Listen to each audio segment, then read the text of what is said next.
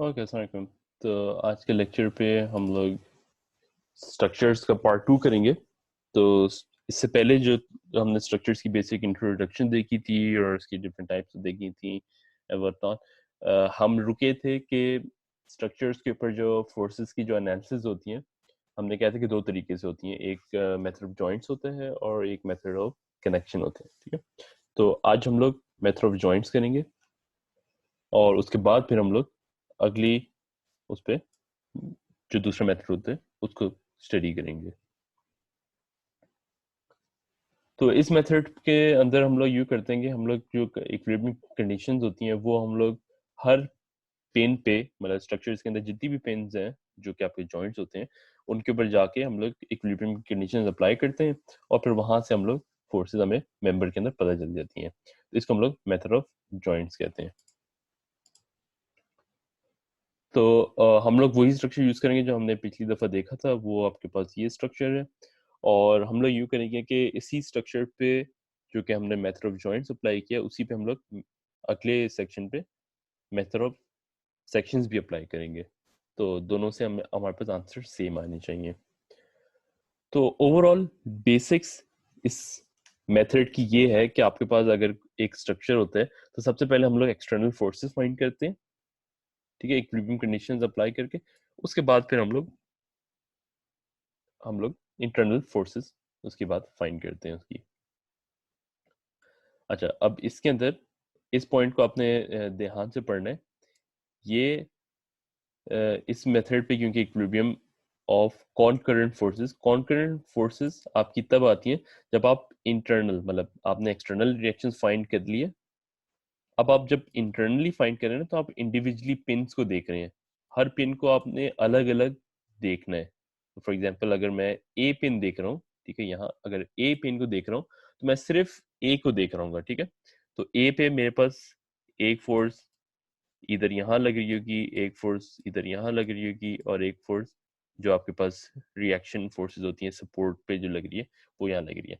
अब जब मैं ए को देख रहा हूँ ना, तो ए के अंदर सारी फोर्सेस कॉन्करेंट है इस पॉइंट पे। ठीक, क्योंकि कॉन्करेंट फोर्सेस हैं और हमने पहले भी स्टडी किया हुआ है कॉन्करेंट फोर्सेस के अंदर मोमेंट इस पॉइंट पे, जो ए पॉइंट पे अगर आप मोमेंट फाइंड करें तो इन तीनों फोर्स का मोमेंट इस पॉइंट पे जीरो होगा।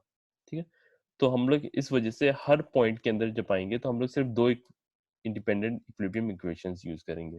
ठीक है, ये बुक के अंदर तो इन्हें शुरू शुरू भी मेंशन किया हुआ है, मगर ये सिर्फ हम लोग बाद पे करते हैं जब हम लोग इंटरनल फोर्सेस फाइंड कर रहे होते हैं ना, तब करते हैं।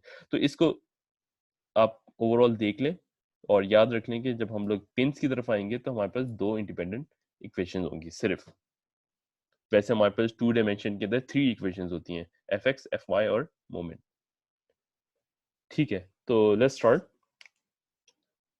सबसे पहले हमारे पास स्ट्रक्चर है। पहली चीज क्या करते हैं, जब भी हमारे पास कोई चीज आती है, हमने स्टैटिक्स के अंदर पढ़ा है और मैंने आपको काफी दफा बताया है, सबसे पहले क्या करना है, हमने फ्री बॉडी डायग्राम बनानी है।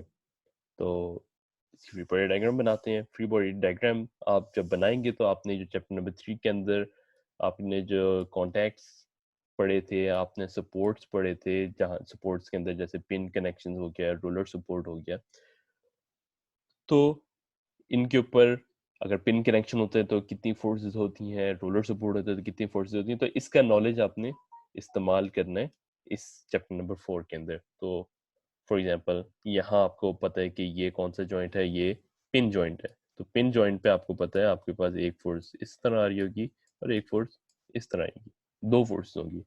और ये एक रोलर सपोर्ट है, तो रोलर सपोर्ट पे आपके पास एक vertical normal to the surface force होगी अपवर्ड। तो आपके पास तीन अननोन्स आ गए यहाँ से। ठीक है, अननोन्स क्या है, ए एक्स, ए वाई और डी वाई। ठीक है, अगेन मैं ड्रॉ कर देता हूँ। एक अननोन ये है, एक अननोन ये है, ए एक्स, ए वाई और डी वाई। ठीक है, अच्छा, एक दफ़ा हमने फ्री बॉडी डायग्राम बना ली। अब हमने ये जो अननोन्स आपके पास आए हैं ना, ए एक्स, ए वाई और डी वाई, इसको हमने फाइंड करना है। फाइंड कैसे करेंगे, हम इक्विलिब्रियम इक्वेशंस के थ्रू फाइंड करेंगे, जो कि हमारे पास एफ एक्स, एफ वाई और moment should all equal to 0, ठीक है। तो ये आपकी इक्विलिब्रियम इक्वेशंस हैं, हमने ऑलरेडी पढ़ा हुआ है कि अगर आपके पास रिएक्शंस हैं तो इन इक्वेशंस को किस तरह इस्तेमाल करते हैं।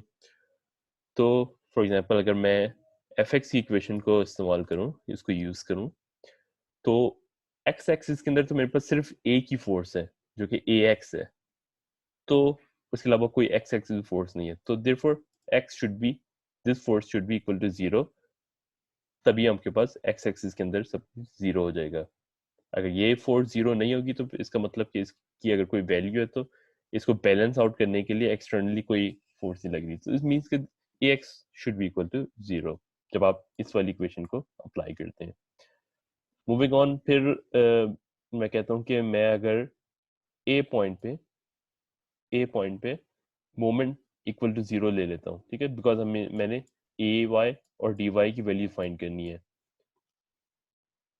अगर मैं और फिर जब मैं sum of Y forces equal to 0 करता हूँ, तो वाई फोर्सेस के अंदर ए वाई अपवर्ड लग रही थी, डी वाई अपवर्ड लग रही थी, जो एल फोर्स है वो नीचे लग रही थी। एल मेरे पास एक अप्लाइड फोर्स है, ठीक है, इसकी वैल्यू मुझे ऑलरेडी पता है, मगर क्योंकि यहाँ बुक के अंदर इसको वेरिएबल दिया हुआ है तो हम लोग इसके एज ए वेरिएबल ट्रीट कर रहे हैं, मगर this is a known force, ठीक है।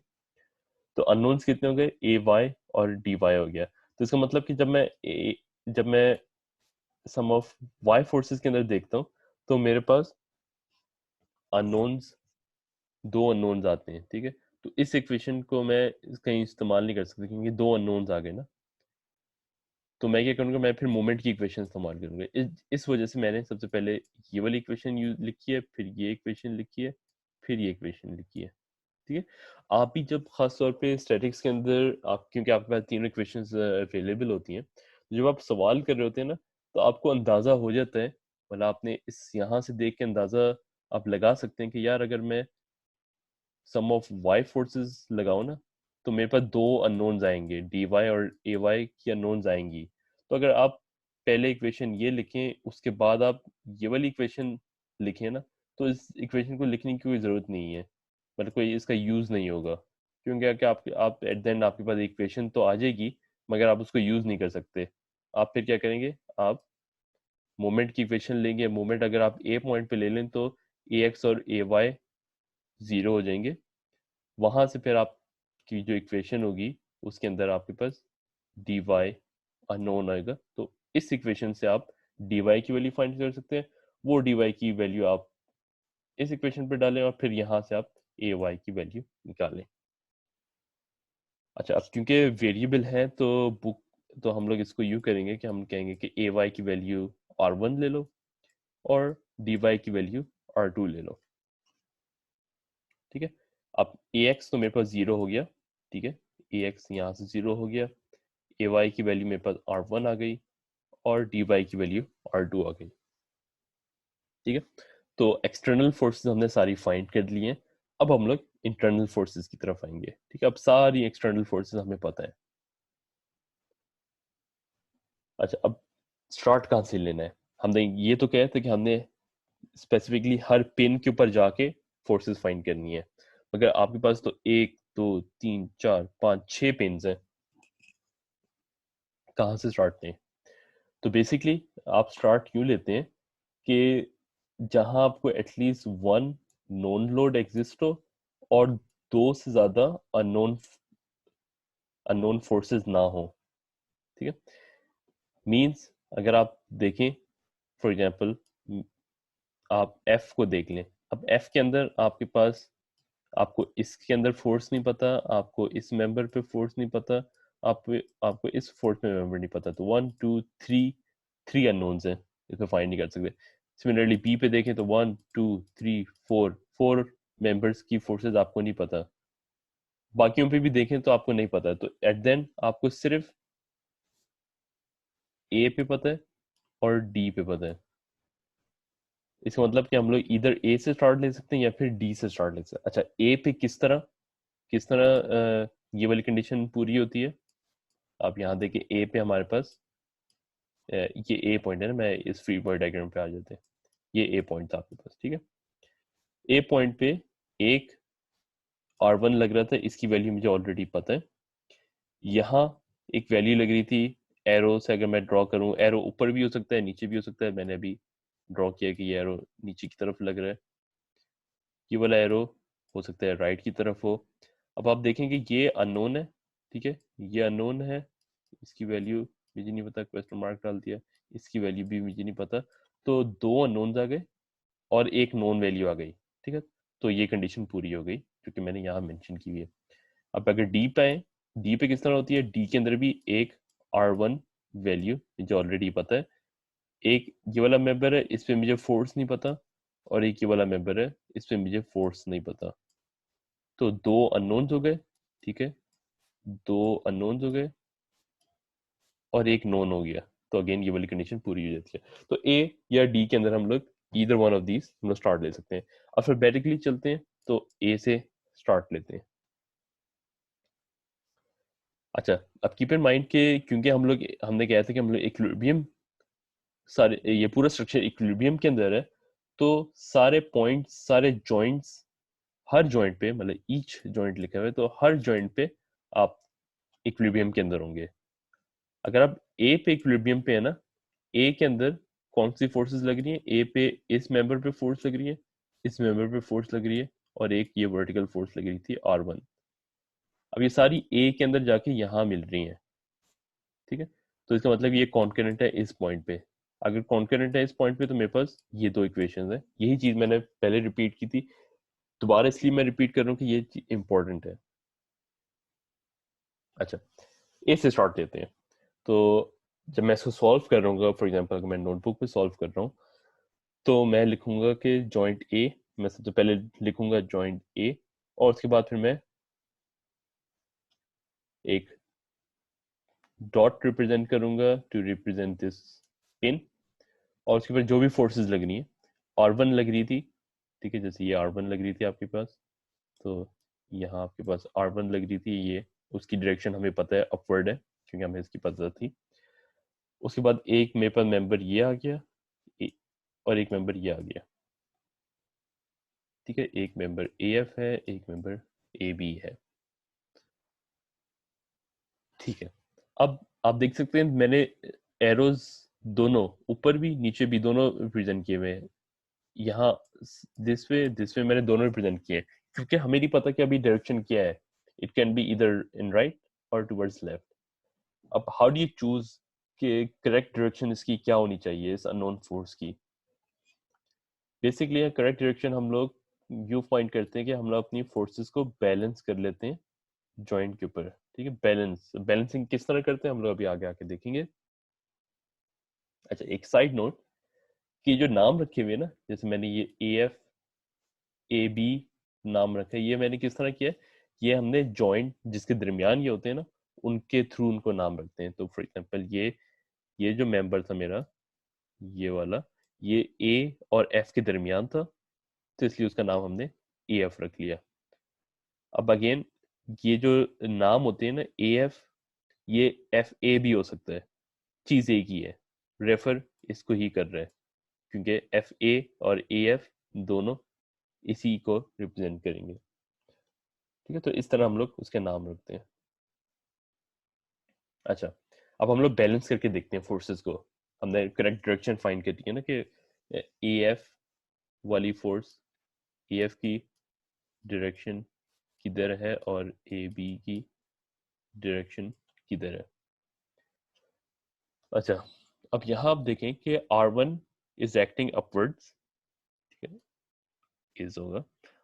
Since R1 is acting upwards, the other vertical component इस पिन के ऊपर should be acting downward। अब जो दूसरे मेरे पास AB था, ठीक है, ये AB था। अब AB तो completely horizontal है ना, इसका कोई vertical component नहीं होगा, तो इस upward force को AB तो किसी तरह बैलेंस नहीं कर सकता क्योंकि इट्स completely horizontal। अब जो ये वाली फोर्स है, अगर ये नीचे हो ना, अगर ये नीचे इस तरह हो, तो इसका जो, अगर मैं एक्स एक्सिस पे और वाई एक्सिस पे ड्रॉ करूँ, तो एक कंपोनेंट वाई एक्सिस पे ये होगा इसका, एक कंपोनेंट एक्स एक्सिस पे ये होगा, ठीक है। तो अगर ये नीचे की तरफ एक्ट करती है, तो इसका जो वर्टिकल कंपोनेंट होगा ना, that can cancel out R1, ठीक है। तो तभी मेरे पास इक्विलिब्रियम आएगा, ठीक है। और अगर दूसरा साइड देखें हम लोग, if you look at the other way, कि अगर ये ऊपर होता, ठीक है, अगर ये अपवर्ड एक्ट हो रहा था तो इसका हॉरिजॉन्टल कंपोनेंट यहाँ होता और वर्टिकल कंपोनेंट इधर होता, ठीक है। अब इसका मतलब कि ये भी इसको ऊपर की तरफ खींच रही है और ये वाली फोर्स भी उसके ऊपर की तरफ खींच रही है, तो ओवरऑल ये वाला पॉइंट ऊपर ही जाएगा, which is not what we want, हम इक्विलिब्रियम के अंदर है। Therefore this should be downward, जैसे मैंने यहाँ ड्रॉ किया हुआ है। ये डाउनवर्ड होगा तो इसका जो डाउनवर्ड कंपोनेंट है वो R1 को बैलेंस आउट करेगा। अब क्योंकि ये AF डाउनवर्ड है तो इसका जो हॉरिजॉन्टल कंपोनेंट है that is pointing towards left, which means to counter this left force हमारे पास ए बी इस डायरेक्शन पे होना चाहिए, ठीक है, जैसे हमने यहाँ ड्रॉ किया हुआ है। तो अब हमने एक्स एक्सिस पे और वाई एक्सिस पे दोनों पे इसको बैलेंस कर दिया, तो इस तरह हम लोग अपनी फोर्सेस को बैलेंस करते हैं।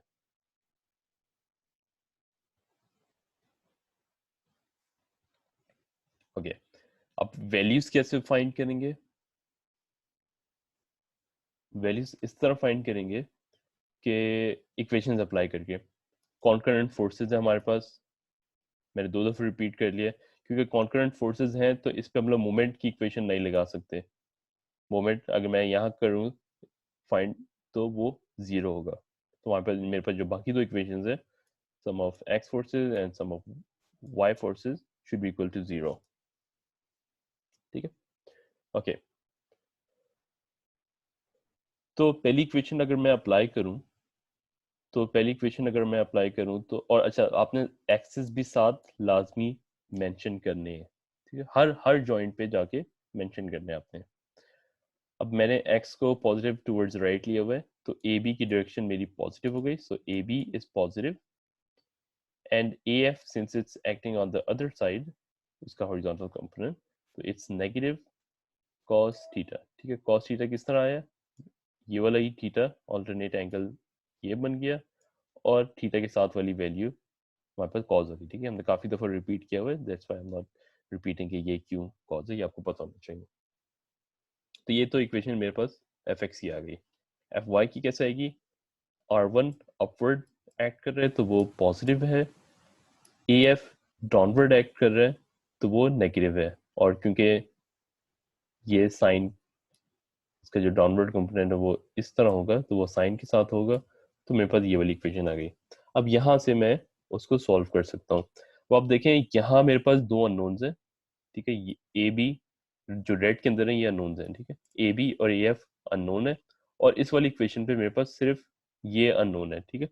तो मैं इस इक्वेशन को पहले सॉल्व करूंगा, यहाँ से ए एफ की वैल्यू फाइंड कर ली, फिर ए एफ की वैल्यू सेकेंड इक्वेशन पे डाल के ए बी की वैल्यू फाइंड कर ली, तो ए एफ की वैल्यू मेरे पास ये आती है, ए बी की वैल्यू मेरे पास ये आती है।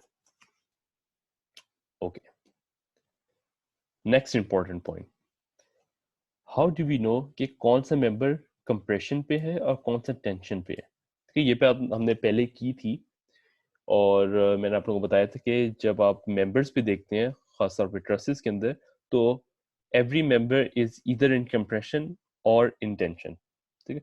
अब over here how do we know A F is in tension और A B is in tension?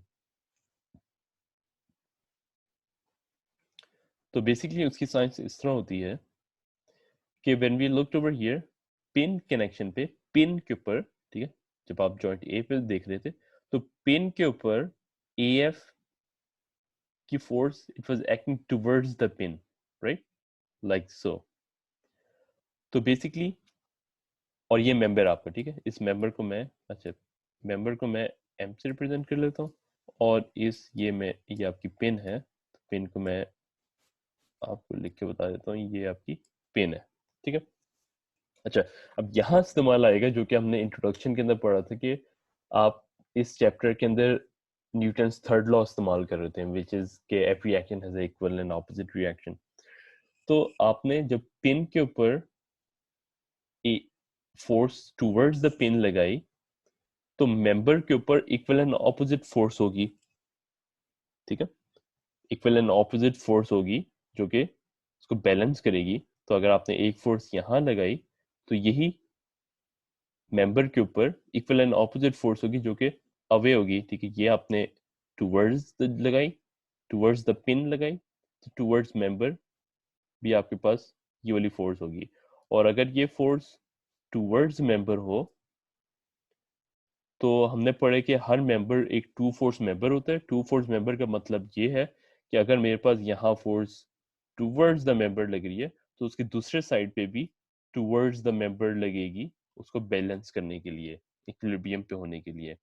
और हम देख सकते हैं क्योंकि आपके पास यहाँ इस मेंबर पे दोनों साइड से फोर्सेस उसको दबा रही हैं, तो that's why we have tension.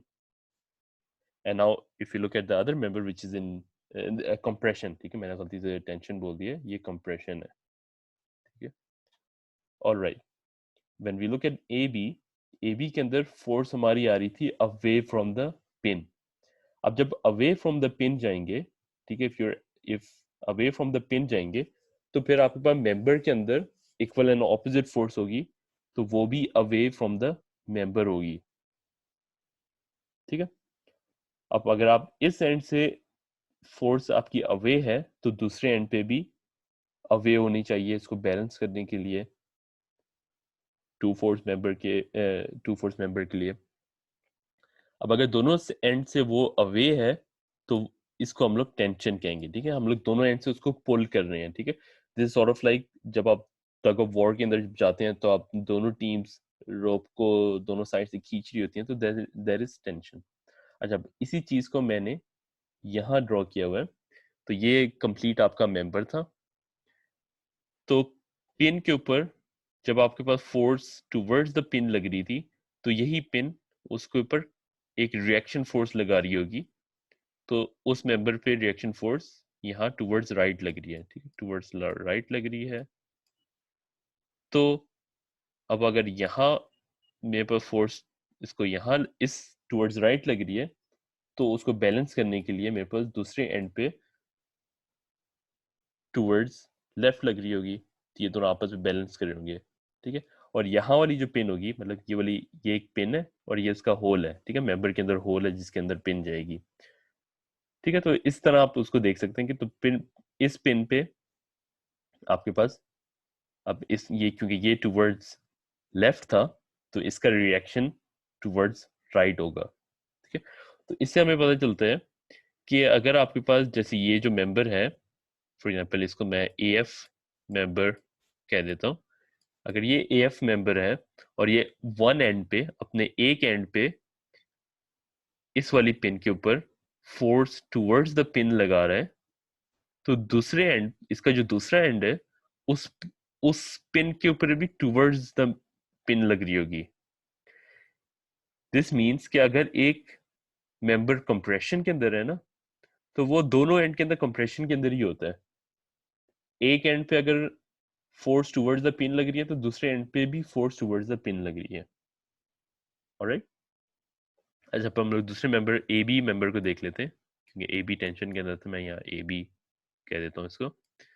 तो ए बी के अंदर क्या हो रहा था, हमारे पास जो फोर्स थी that was acting away from the pin, away from the pin. तो होल के अंदर towards the, away from the pin लग रही थी, और एक एंड पे अगर होल के ऊपर toward away from the pin लग रही है तो फिर इस एंड पे भी अवे फ्रॉम द पिन होगी। और अगर इस एंड पे होल पे अवे फ्रॉम द होल है तो इस पिन के ऊपर भी रिएक्शन फोर्स होगी जो कि अवे फ्रॉम द पिन होगी, ठीक है। आप देख सकते हैं ये इक्वल एंड ऑपोजिट लग रही है, इक्वल एंड ऑपोजिट, ये भी इक्वल एंड ऑपोजिट, ठीक है। तो इस वजह से आपके पास ये चीज होती है। तो इसी चीज को मैंने बड़ा करके यहाँ लिखा हुआ है कि जब आप कंप्रेशन पे होते हैं तो इसके जो रिएक्शंस होते हैं दोनों एंड पे पिन्स के ऊपर उसकी रिएक्शन फोर्सेस आती हैं। तो अगर आपने कंप्रेशन पे आप इस तरह दबा रहे थे उसको, इस तरह उसको दबा रहे थे, तो इसी की रिएक्शंस आप, क्योंकि आपके पास जो पिन होती है वो तो इस होल के अंदर होगी ना, तो उसके ऊपर जो रिएक्शन फोर्स लग रही है वो इस तरह लग रही होगी।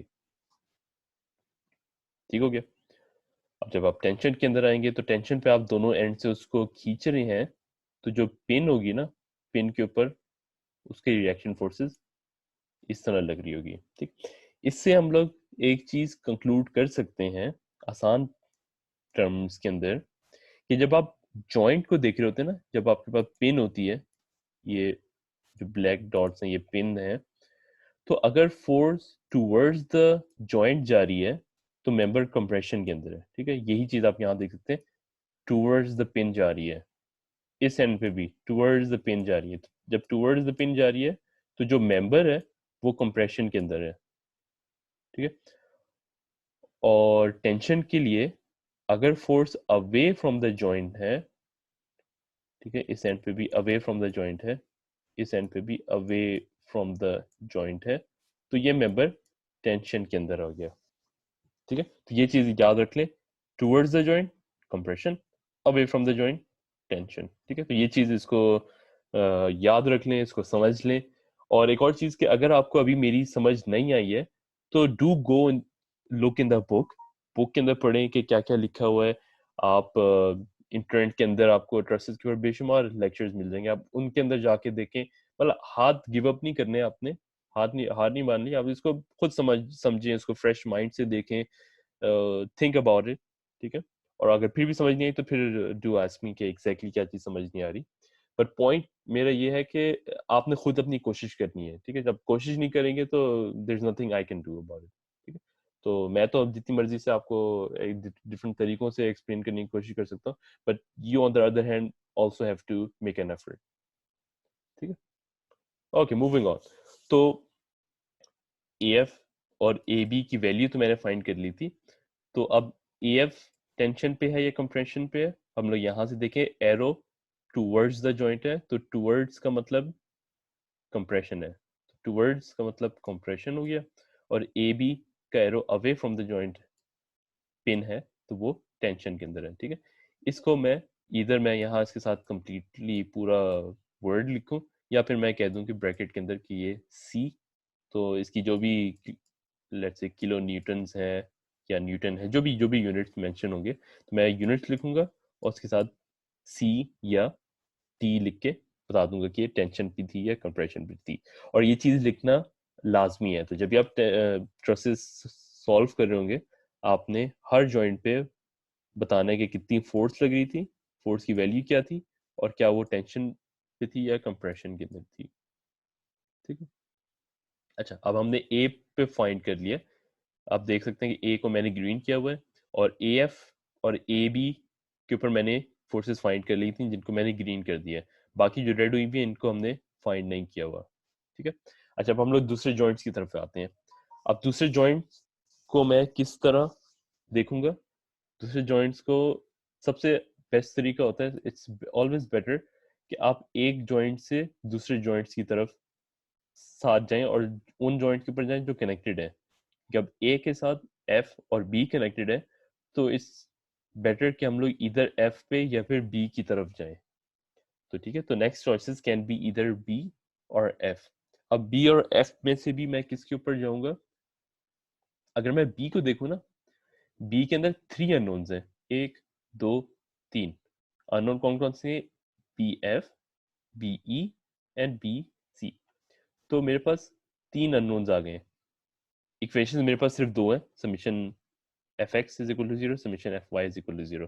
तो मैं अपनी इसके ऊपर अभी नहीं आ सकता। ठीक है, नॉट येट, मैं अभी इसके ऊपर नहीं आ सकता।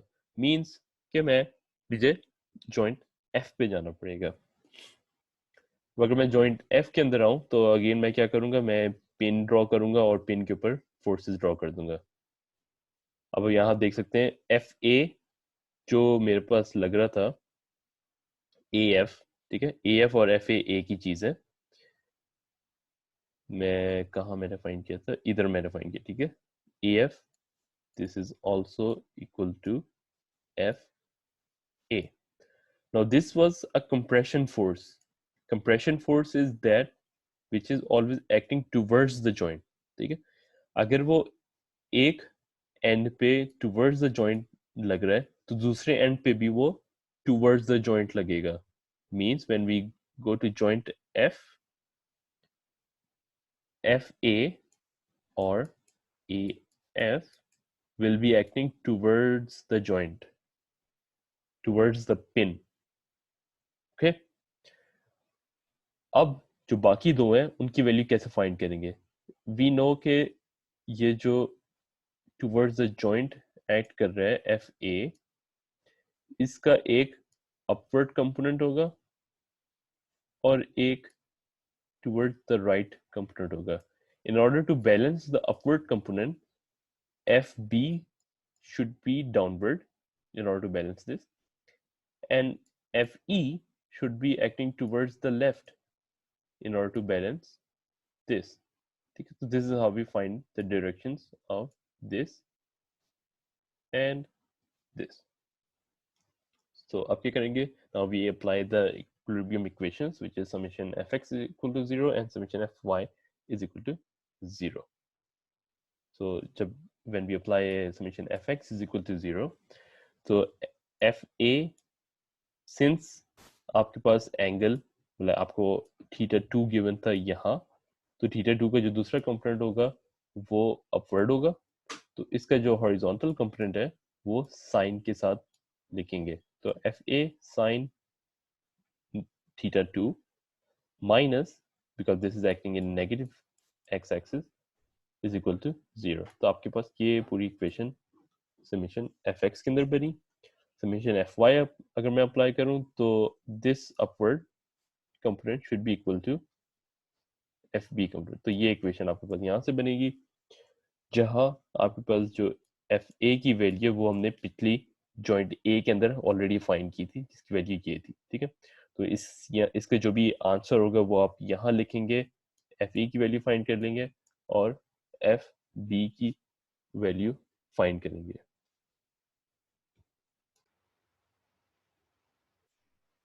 ओके, तो दोबारा आते हैं। ठीक है, तो एफ ए की वैल्यू हमने ऑलरेडी नोन थी, तो यहाँ से हम लोग ए एफ ई की वैल्यू फाइंड कर सकते हैं इस इक्वेशन से, और इस इक्वेशन से हम लोग एफ बी की वैल्यू फाइंड कर सकते हैं। तो जब एफ ई की वैल्यू फाइंड करेंगे तो एफ ई इस तरह आएगा, ये एफ बी की वैल्यू होगी, और अगर आपको यहाँ की और यहाँ अगर आप एफ ए इनपुट कर दें तो आप इसको फाइंड कर सकते हैं। अच्छा, उसके बाद क्योंकि एफ ई, मैं एक पेन की सारी इंक खत्म कर लेता हूँ। हाँ, अब एफ ई को देखें, एफ ई क्या टूवर्ड्स द पिन लग रहा है या अवे फ्रॉम द पिन लग रहा है? It is acting towards the pin, मतलब वो कंप्रेशन पे है। और एफ बी को अगर आप देखें तो वो away from the, F B को अगर आप देखें तो अवे फ्रॉम द जॉइंट है, मतलब वो टेंशन पे है। ठीक है, तो इस तरह आपको पता चलता है कि वो टेंशन पे है, कंप्रेशन पे है। तो यही चीज मैंने यहाँ लिख दी, क्योंकि वो टूवर्ड्स है वो कंप्रेशन पे है, और ये towards away from the joint है वो टेंशन पे है। ठीक है, अब क्योंकि हमने एफ ई की और एफ बी की वैल्यू फाइंड कर ली, तो इसको मैंने ग्रीन कर ली है, और इवन इस डायग्राम के अंदर भी अब हमें ये भी पता चल गया है और ये भी पता चल गया है, बाकी ये दो तो ऑलरेडी हमें पता थी। ठीक है, अब हमने एफ ए पे कंप्लीट जॉइंट एफ पे हमने अपना एनालिसिस पूरे कंप्लीट कर लिया।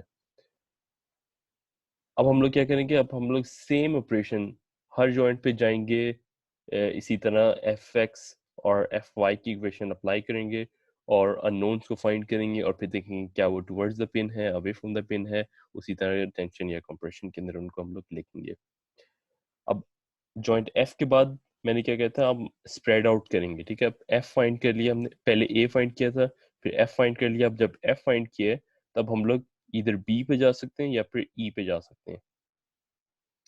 ई पे अगर हम लोग जाएं तो ई पे हमारे पास 1 2 3 अननोन्स हैं। ठीक है, E B, E C and E D, और हमारे पास इक्वेशन सिर्फ दो होती हैं, तो हम इसके ऊपर अभी नहीं जा सकते। तो क्या करेंगे हम लोग, अब जॉइंट बी की तरफ जाएंगे, और जॉइंट बी ये वो जॉइंट था जो कि हम लोग प्रीवियसली हम लोग इसके पास नहीं जा सकते थे क्योंकि इसके अंदर भी अननोन ज़्यादा थे। मगर अब क्योंकि हमारे पास ये दो हमने फाइंड कर लिए हैं, इन दोनों को हमने फाइंड कर लिए, इस ये अननोन है, ई बी ई अननोन है और बी सी अननोन है, तो इसको इसकी तरफ आते हैं, तो जॉइंट जॉइंट बी की तरफ आते हैं हम लोग। तो क्या करेंगे, अगेन पिन ड्रॉ करेंगे और पिन के ऊपर जो भी फोर्सेस लग रही हैं उन सबको ड्रॉ कर देंगे। याद रखिएगा कि बी जॉइंट के ऊपर एक लोड एल डाउनवर्ड भी लग रहा है, तो इसको भी आपने मेंशन करना है, ठीक है, इसको नहीं भूलेगा। जो ग्रीन है वो है जो कि नोन है, ठीक है, ए बी नोन था। ए बी हमने पिछली जॉइंट ए को जब हम लोग देख रहे थे, जॉइंट ए को जब देख रहे थे तब हमने फाइंड किया था, और हमने एक और हमें पता चला था कि जो ए बी है वो टेंशन पे है, ठीक है, ए बी मेंबर टेंशन पे है। क्योंकि वो टेंशन पे है, it is always acting away from the joint, तो ए बी यहाँ भी अवे फ्रॉम द जॉइंट होगा। एफ बी हमने अभी फाइंड किया था, वो भी टेंशन पे था, तो this is also away from the joint. Load L is acting downward, तब हमारे पास B C and B E की वैल्यू फाइंड, इनकी फोर्सेस फाइंड करनी है। अब अगेन इनकी डायरेक्शंस आपको नहीं पता, मगर आपने बैलेंस आउट करनी है। किस तरह करेंगे, ये एल डाउनवर्ड लग रहा था, डाउनवर्ड लग रहा था, और एफ बी अपवर्ड लग रहा था, तो बेसिकली अब हमें नहीं पता कि जो बी ई अपवर्ड लगना चाहिए या डाउनवर्ड लगना चाहिए, क्योंकि it can be either one of those, right, क्योंकि ये अपवर्ड लग रहा है, ये डाउनवर्ड लग रहा है, तो इसकी वैल्यू भी इधर डाउनवर्ड हो सकती है, अपवर्ड हो सकती है, हमें नहीं पता। मगर अब हमें ये पता है कि ए बी टूवर्ड्स राइट लग रहा है, तो इसकी डायरेक्शन लेफ्ट भी हो सकती है, ठीक है, it can also be in this direction such that किसका ये वाला कंपोनेंट यहाँ आ जाए। मगर पॉइंट है इसके, मेरे पास बी सी मेंबर भी है जो कि it can also be in right या लेफ्ट। तो बेसिकली हम लोग देख सकते हैं कि इस जॉइंट पे इस दफा हम डायरेक्शंस फाइंड करने पे हमें मुश्किल हो रही है, ठीक है। तो जब भी ऐसा हो तो आप क्या करें, आप जो मर्जी डायरेक्शन ले लें, और जब अगर आंसर नेगेटिव आया तो इसका मतलब डायरेक्शन आपने उल्टी ली थी, और आंसर पॉजिटिव आ गया इसका मतलब आपने डायरेक्शन सही ली थी, ठीक। और यही एग्जैक्टली चीज हमने पहले भी पिछले चैप्टर 2 और चैप्टर 3 पे की भी है, ठीक है, तो घबराने की बात नहीं है, ठीक है। तो हम लोग इक्विलिब्रियम इक्वेशंस को अप्लाई करेंगे। हमारे पास summation F X is equal to 0 वाली इक्वेशन है। इस पे जब हम लोग इसको अप्लाई करेंगे तो पॉजिटिव एक्स एक्सिस के अंदर आपके पास सिर्फ मेंबर बी सी है, नेगेटिव डायरेक्शन पे आपके पास ए बी और बी ई। अब बी ई का भी कॉस कंपोनेंट, ठीक है, तो अगर ये एंगल थीटा 3 है तो ये थीटा 3 इधर आएगा, और प्लस ये हॉरिजॉन्टल कंपोनेंट कॉस के साथ आएगा। और जब आप समीशन एफ वाई करेंगे तो F B would be positive, BE component will be negative, and L applied load component will be negative, and this is equal to 0। यहाँ से आप अब आप यहाँ देख सकते हैं कि इस वाली इक्वेशन पे this equation has two unknowns and this equation has one unknown, तो आप पहले इसको इस्तेमाल करेंगे। यहाँ से जो L की वैल्यू है ये भी हमें नोन है, ठीक है, इसको मैंने ग्रीन नहीं किया मगर this is known, F B is known, so B E. तो यहाँ से आप अप्लाई करके बी ई की वैल्यू फाइंड करेंगे, और फिर बी ई की वैल्यू यहाँ डालेंगे, और फिर वहाँ से आप बी सी की वैल्यू निकालेंगे। तो बी ई की value should be this, I think यहाँ थोड़ी गलती हुई हुई है, या definitely this is wrong equation, क्योंकि जब बी ई को मैं ब्रैकेट की दूसरी साइड पे लेके आऊँगा तो क्या होगा, that will be F B minus L, और ये इसके साथ ही होगा, तो जब इसको मैं ब्रैकेट के दूसरे साइड पे डिवाइड करने के लिए भेजूंगा तो this this should be divided, तो basically will be divided by sin theta 3 like so। ठीक है। ऑलराइट, और इसी तरह ये इक्वेशन इसके नीचे आ रही थी।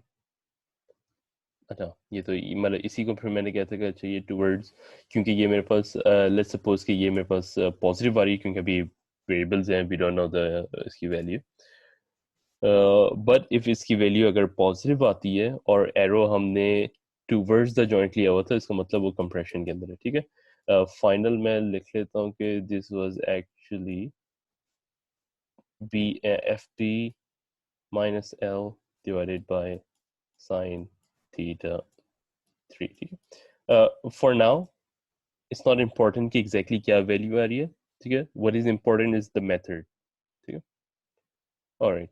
तो जब आप इक्वेशन नंबर 2 पे आएंगे तो वहां से आप बी सी की वैल्यू शुड इक्वल दिस। ठीक है, तो और अगर इसका आंसर पॉजिटिव आया and it is acting away from the joint, which means this is in tension. ठीक है, therefore हमने BE की वैल्यू फाइंड कर ली और BC की वैल्यू फाइंड कर ली, तब हमने हमारे पास, हम देख सकते हैं कि ये भी हमारे पास ग्रीन हो गए। ठीक है, तो ये भी हमने फाइंड कर लिया है, ये भी हमने फाइंड कर लिया है।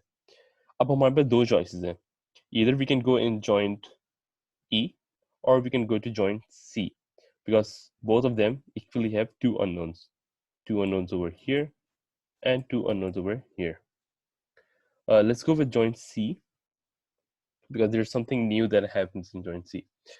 Joint C को जब आप ड्रॉ करते हैं तो अब आपके पास नॉन वैल्यू ये आ गई थी, and the BC should wait, let me go back and find out if BC was tension, right? Since remember BC was in tension, तो यहाँ भी CV, which is actually equal to BC, is away from the pin, right? It's away from the pin because it's in tension. Unknowns are CE and CD.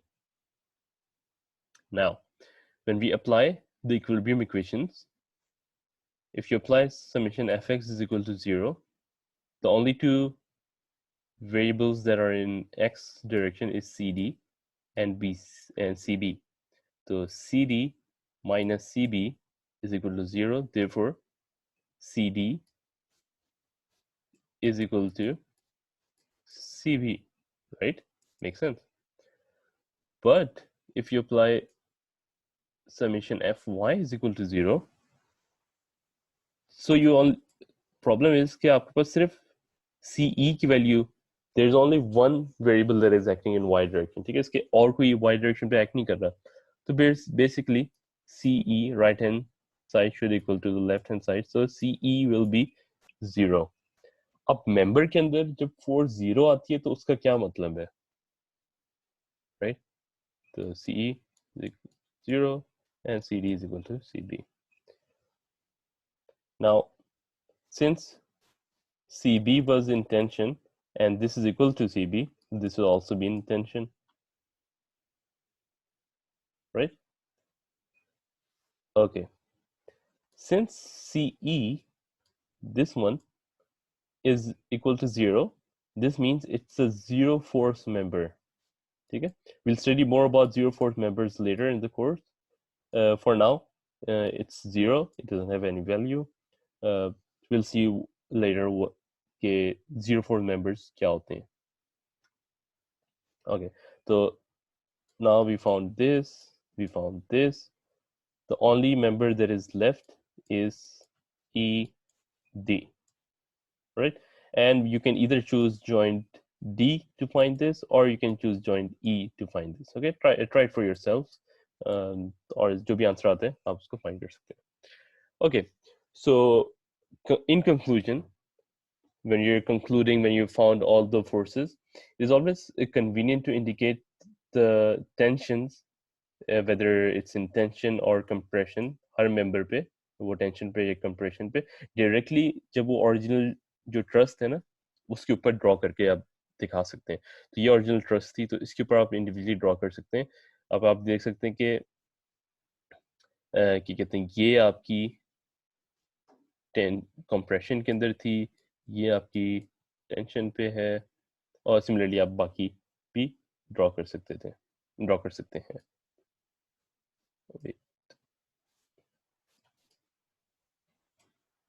ठीक है,